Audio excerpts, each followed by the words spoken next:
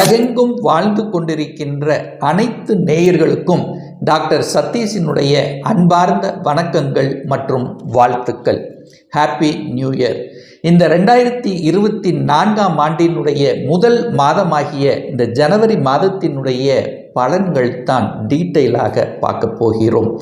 இந்த ஜனவரி மாதத்தின் கிரக நிலைகளை பார்க்கும் பொழுது குரு பகவான் வக்ர நிவர்த்தி அடைந்து மேச மனையிலும், மனோ காரகன் என்று சொல்லக்கூடிய சந்திர பகவான் இந்த வருடத்தினுடைய தொடக்க நாளிலே, அதாவது சிம்ம மனையில பூரம் நட்சத்திரத்தில் வீற்றிருந்தும், கன்னி மனையில் கேது பகவானும், அதே சமயத்தில் விருச்சிக மனையில் சுக்கிர பகவான் அமர்ந்திருக்கார்.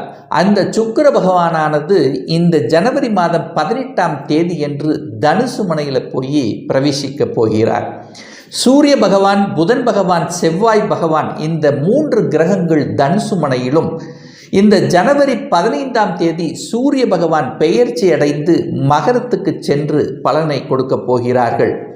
சனி பகவான் கும்ப மனையிலும், ராகு பகவான் மீன மனையிலும் அமர்ந்து கொண்டு என்ன மாதிரியான பலன்கள், சாதகம் என்ன, பாதகம் என்ன என்பதை பற்றியும், இந்த மாதத்தில் எந்த தெய்வத்தை வழிபட்டால் நமக்கு நல்லது என்கின்ற வகையில் இப்போ நம்ம டீட்டெயிலாக பார்க்க போகிறோம். அதற்கு முன்னால் நம்மளுடைய சேனலை ஃபஸ்ட்டு டைம் நீங்கள் பார்ப்பவர்கள் என்றால் மறக்காமல் சப்ஸ்கிரைப் பண்ணிக்கிங்க. கடகராசி அன்பர்களே, இந்த 2024ஆம் ஆண்டு ஜனவரி மாதம் எப்படி இருக்கும் அப்படின்னு பார்க்கும் பொழுது, உங்களுடைய ராசிநாதன் லக்னநாதன் என்று சொல்லக்கூடிய சந்திர பகவான், அதாவது எங்கே அமர்ந்திருக்காருன்னா 2ஆம் இடம் என்கின்ற தனம் குடும்ப வாக்கு ஸ்தானத்தில் போய் உட்கார்ந்துருக்கார். அப்போது இந்த வருடத்தினுடைய தொடக்கமே உங்களுடைய செயல்பாடுகள் எல்லாம் குடும்பம் சார்ந்த விஷயமாக இருக்கும். பொருளாதாரத்தை எப்படி வளர்ப்பது என்கின்ற எண்ண ஓட்டங்கள் தான் அதிகமாக இருக்கும். ஆனால் உங்கள் ராசியை, அதாவது இந்த வருடத்தினுடைய முதல் நாள், இந்த மாதத்தினுடைய முதல் நாளே அந்த குருவினுடைய பார்வை உங்கள் ராசியின் மீது பதிகிறது. அப்போ கடவுளினுடைய அனுகிரகம் என்பது இருக்கிறது. பெரியோர்களினுடைய ஆதரவு என்பது உங்களுக்கு சிறப்பாக இருக்கக்கூடிய அமைப்பு தான்.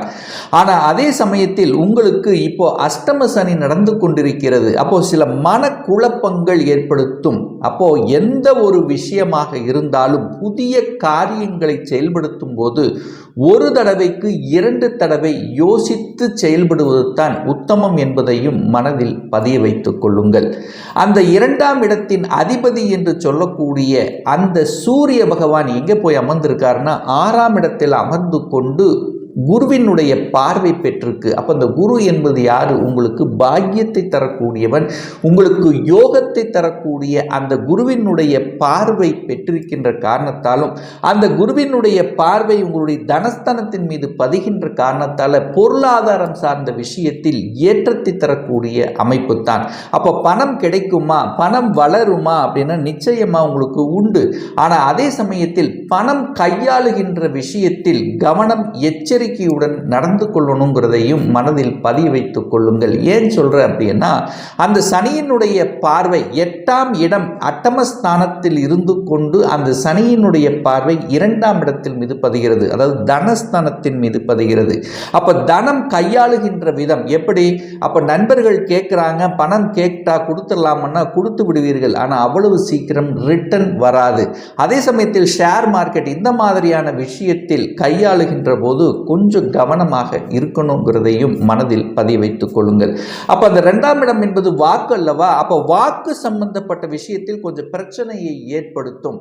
அப்போ யாருக்கு வாக்கு கொடுக்கும் போது தெளிவாக பார்த்து கொடுக்கணும். கொடுத்தால் அதை நிறைவேற்ற முடியுமா அப்படிங்கிறதை யோசித்து கொடுக்கணுங்கிறதையும் ஞாபகத்தில் வைத்துக் கொள்ளுங்கள். குடும்பஸ்தானத்தின் மீது சனி படுகின்ற காரணத்தால் குடும்ப உறுப்பினர்களுடன் சின்ன சின்ன வாக்குவாதங்கள் வருவதற்கான வாய்ப்புகள் இருக்கு. பட் அதற்கு நீங்கள் இடம் கொடுக்க வேண்டாம். 3ஆம் நபர்கள் உங்கள் குடும்ப விஷயத்தில் தலையிடுவதை தவிர்ப்பதும், நீங்கள் மற்ற குடும்ப விஷயத்துக்கு போவதை தவிர்ப்பது உங்களுக்கு உத்தமம் என்பதையும் இந்த இந்த காலகட்டத்தில் ஞாபகம் வைத்துக் கொள்ளுங்கள். 3ஆம் இடத்தில், அதாவது உங்களுடைய முயற்சி ஸ்தானம், தைரிய வீரியத்தை குறிக்கக்கூடிய அந்த இடத்தில் கேது பகவான் உட்கார்ந்திருக்கார். சர்ப்ப கிரகம் என்று சொல்லக்கூடிய அந்த கேது உபஜய ஸ்தானம் என்று சொல்லக்கூடிய அந்த 3ஆம் இடத்தில் இருப்பது சிறப்பு. அப்போ அந்த கேது பகவான் கன்னி மனையில் இருக்கும்போது அந்த கேது உங்களுக்கு நன்மையை தரக்கூடிய இடத்தில் இருக்கின்ற காரணத்தால அந்த கேதுங்கிறது முயற்சி. அப்போ உங்களுடைய முயற்சிகள் பலிதமாகக்கூடிய வாய்ப்புகள் உங்களுக்கு இருக்கு. சிறுதூர பயணங்கள் உங்களுக்கு ஏற்படும். அந்த பயணங்கள் மூலமாக நல்லதொரு வாய்ப்புகள் கிடைக்கும். புதிய புதிய ஒப்பந்தங்கள் உங்களுக்கு கிடைக்கக்கூடிய சந்தர்ப்பங்கள். விற்பனை சார்ந்த விஷயத்தில், அதாவது ஒரு தரகர் கமிஷன் இந்த மாதிரியான துறையில் இருக்கின்ற இந்த கடகராசி என்பர்களுக்கு இந்த மாதம் உங்களுக்கு சொல்லிக்கொள்ளக்கூடிய வகையில் லாபத்தை தரக்கூடிய சந்தர்ப்பங்களை நிச்சயமாக உருவாக்கும். அந்த கேதுங்கிறது ஞான காரகன் அல்லவா? அப்போ அந்த ஞானம் என்பது உங்களுக்கு இருக்கும். உள்ளுணர்வு அதிகமாக இருக்கும். அப்போ உங்களுடைய உள் மனசு என்ன சொல்கிறது என்பதை ஆழமாக நினைத்து தீர்மானித்து அதை செயல்படுத்தணும் அப்படிங்கிறதையும் ஞாபகத்தில் வைத்துக் கொள்ளுங்கள். 4ஆம் இடம் என்பது சுகத்தை குறிக்கக்கூடிய அந்த இடம். அந்த இடத்தின் அதிபதி எங்க இருக்காருன்னா தனக்கு 2ஆம் இடத்தில் அமர்ந்திருக்கார். குருவினுடைய பார்வை பெற்றிருக்கின்ற காரணத்தால நீங்கள் பிரயாணங்கள் மூலமாக, அதாவது சொந்த ஊரை விட்டு வெளியில் செல்லக்கூடிய வாய்ப்புகள் ஒரு சிலருக்கு அமையும். அதாவது வேலை நிமித்தமாகவோ தொழில் நிமித்தமாகவோ இருக்கக்கூடிய அமைப்புகள். ஸோ அதன் மூலமாக லாபங்கள் அனுகூலங்கள் மேம்படக்கூடிய தன்மை. விவசாயத்தில் இருக்கின்ற இந்த கடகராசி அன்பர்களுக்கு இந்த மாதம் நிச்சயமாக, அதாவது நீங்கள் எடுக்கக்கூடிய முயற்சிகள் அனைத்தும் பலிதமாகக்கூடிய தன்மை உங்களுக்கு சிறப்பாக இருக்கு. அதே சமயத்தில் 5ஆம் இடத்தில் சுக்கிரன் அமர்ந்திருக்கார்.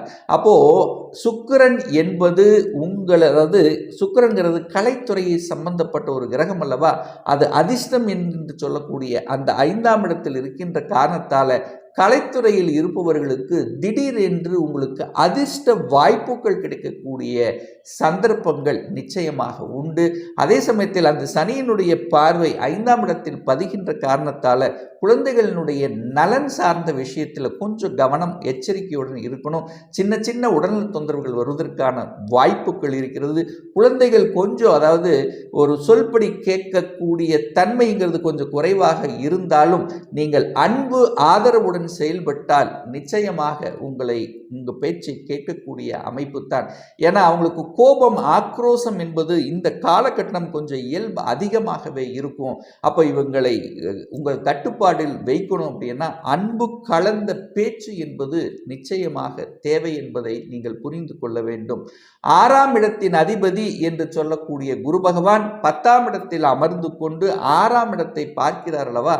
அப்ப உங்களுக்கு கடன் சார்ந்த விஷயத்தில் பார்த்தீங்கன்னா கடன், அதாவது 6ஆம் இடத்தின் அதிபதி என்று சொல்லக்கூடிய குரு பகவான் 10ஆம் இடத்தில் அமர்ந்து கொண்டு 6ல் இருக்கார் அல்லவா? அப்போ கடன் வாங்கக்கூடிய விஷயத்தில் கொஞ்சம் கவனமாக இருக்கணும். தொழிலை நான் அகலக்கால் வைக்கிறேன், அதிகமாக ஒரு விரிவுபடுத்துகிறேன் அப்படிங்கிற எண்ணங்கள் உங்களுக்கு புலப்படும். ஸோ அது கொஞ்சம் கவனத்தில் எடுத்துக்கொள்ளணும். தேவையில்லாத கடன்களை தவிர்ப்பது இந்த காலகட்டம் உங்களுக்கு சிறப்பை ஏற்படுத்தும். அதே சமயத்தில் பார்த்தீங்கன்னா கடனை வாங்கி கடனை அடைத்தல் என்கின்ற நிகழ்வுக்கு தள்ளப்படுவீர்கள். ஸோ அதுவும் உங்களுக்கு சென்று கொண்டிருக்கும். 6ஆம் இடத்தில் செவ்வாய் இருக்கின்ற காரணத்தால அந்த செவ்வாய் என்பது கோபக்காரகன், ஆக்ரோஷக்காரகன் அல்லவா? ஸோ இந்த மாதம் உங்களுக்கு கோபம் ஆக்ரோஷம் என்பது இயல்பாக இருக்கணும். அதை நீங்கள் தவிர்க்கணும் அப்படிங்கிறதையும் ஞாபகத்தில் வைத்துக் கொள்ளுங்கள். 7ஆம் இடத்து அதிபதி என்று சொல்லக்கூடிய சனி பகவான் 8ஆம் இடத்தில் அமர்ந்திருக்கார்.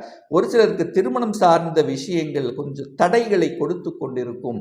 ஆனால் சில சமயங்களில் பார்த்தீங்கன்னா உங்களுக்கு ஒரு நல்ல தசாபுத்தி நடக்கும்போது உங்களுக்கு திருமண வாய்ப்புகள் கைகூடும். ஆனாலும் பார்த்தீங்கன்னா திருமணமான தம்பதிகள் ஒருவருக்கொருவர் விட்டு கொடுத்து அனுசரணையோடு செல்லணுங்கிறதையும் ஞாபகத்தில் வைத்துக் கொள்ளுங்கள். ஏன் சொல்ற அப்படின்னா இந்த மாதம் 7ஆம் அதிபதி 8ல் போய் மறைந்திருக்கின்ற காரணத்தாலும் அந்த கலத்திர காரகன் என்று சொல்லக்கூடிய சுக்கிர பகவானை அந்த சனி பகவான் 8ஆம் இடத்தில் பார்க்கின்ற காரணத்தால கொஞ்சம் ஈகோ தன்மைகள் கொஞ்சம் வெளிப்படுத்தக்கூடிய தன்மைகள், காதலில் இருப்பவர்களும் கொஞ்சம் விட்டு கொடுத்து அனுசரணையாக செல்லணுங்கிறதையும் ஞாபகத்தில் வைத்துக் கொள்ளுங்கள்.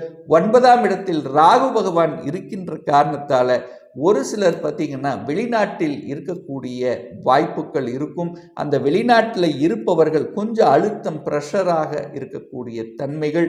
ஆனால் அதே சமயத்தில் பார்த்தீங்கன்னா இந்த ஏற்றுமதி இறக்குமதி சார்ந்த துறையில் இருப்பவர்களுக்கு அனுகூல வாய்ப்புகளை பெற்றுத்தரும்.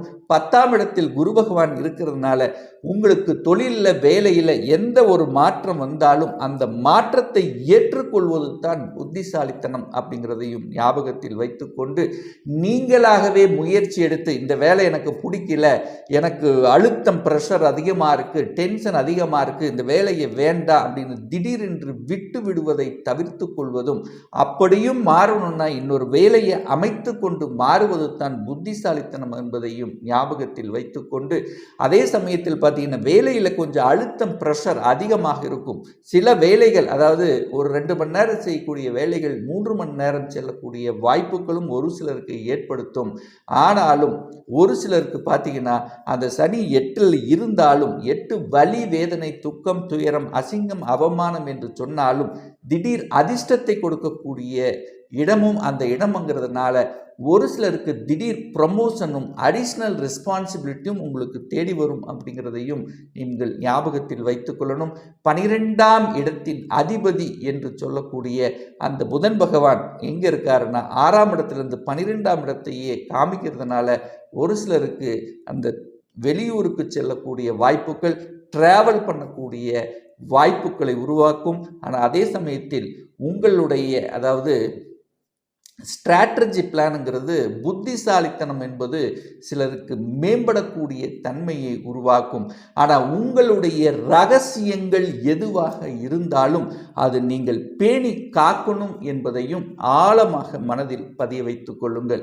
ஒரு நல்ல தெய்வ வழிபாடு இந்த கடகராசி அன்பர்களுக்கு ஒவ்வொரு சனிக்கிழமை என்று ஆஞ்சநேய பகவானை சென்று வழிபடும் போது நிச்சயமாக மனதில் இருந்து வந்த அத்தனை வகையான ப்ரெஷர் அழுத்தங்கள் குறையுங்கிறதையும் நீங்கள் ஞாபகத்தில் வைத்துக்கொண்டு அதே சமயத்தில் அந்த கேது பகவான் 3ஆம் இடத்தில் இருக்கின்ற காரணத்தால் நீங்கள் ஒவ்வொரு நாளும் நீங்கள் வேலைக்கு சென்றாலும் சரி இங்கே வெளியிடத்தில் சென்றாலும் விநாயக மூர்த்தியை வழிபட்டு செல்லும் போது காரிய சித்தியாகும்ங்கிறதுல எந்தவித மாற்று கருத்தும் கிடையாது.